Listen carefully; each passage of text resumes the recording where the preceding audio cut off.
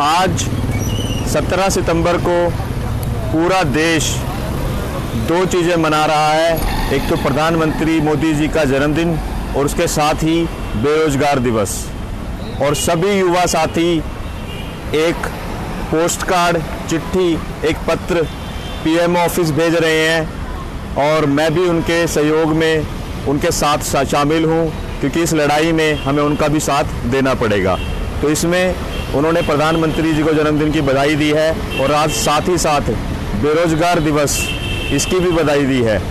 और एक मांग की है, प्रधानमंत्री जी या तो पढ़े लिखे नौजवानों को रोज़गार दो, पढ़े लिखे युवाओं को रोज़गार दो, या फिर ये कुर्सी छोड़ दो, क्योंकि आपको इस कुर्सी पे बैठने का हक नहीं है।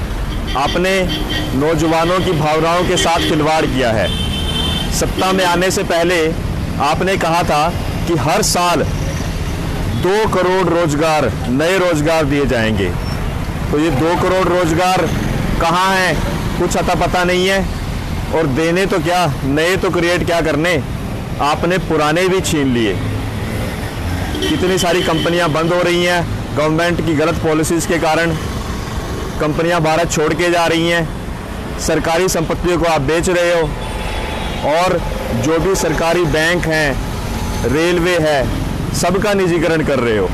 और पता है आपको फिर क्या होता है, जो व्यक्ति आज 50,000 रुपये कमा रहा है उसको प्राइवेट कंपनी ने 10-15 हज़ार में रखना है, और घर चलाने के लिए उसको वो नौकरी करनी पड़ेगी। तो सभी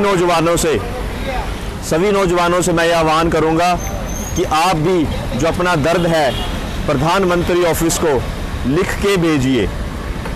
ट्विटर पर लिखिए, फेसबुक पर लिखिए, उनको टैग कीजिए, एक चिट्ठी पत्र भेजिए, क्योंकि ये है तो एक छोटा सा काम। और आप सोच रहे होंगे इससे क्या होगा, इससे सरकार हिल सकती है, क्योंकि ये एक मैसेज है, एक संदेश है कि आप लोग, हम लोग यहाँ बेवकूफ़ नहीं बैठे हैं।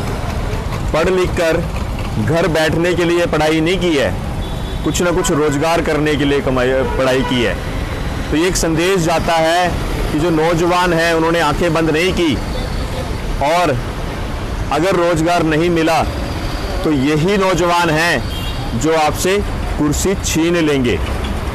तो ये एक संदेश आपका, एक ये संदेश एक बड़े ढोल की तरह काम करेगा, एक बड़े धमाके की तरह काम करेगा। भगत सिंह ने कहा था कि यदि कान बहरे हो जाए सरकारों के, तो जो युवा नौजवान हैं, जो देश की जनता है, उनकी जिम्मेदारी बनती है कि उनके कान अच्छे से खोले जाएं, नहीं तो वो सारी ज़िंदगी सोते रहेंगे और आपका जो भविष्य है वो भी अंधकार में ही धकेलते जाएंगे।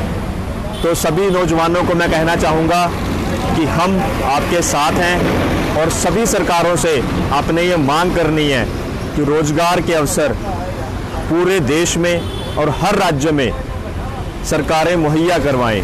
और सरकार चाहे बीजेपी की हो, चाहे कांग्रेस की हो, चाहे आम आदमी पार्टी की, जिम्मेदारी सभी सरकारों की बनती है, और सरकारों को उनकी जिम्मेदारी से पीछे हटने हम नहीं देंगे।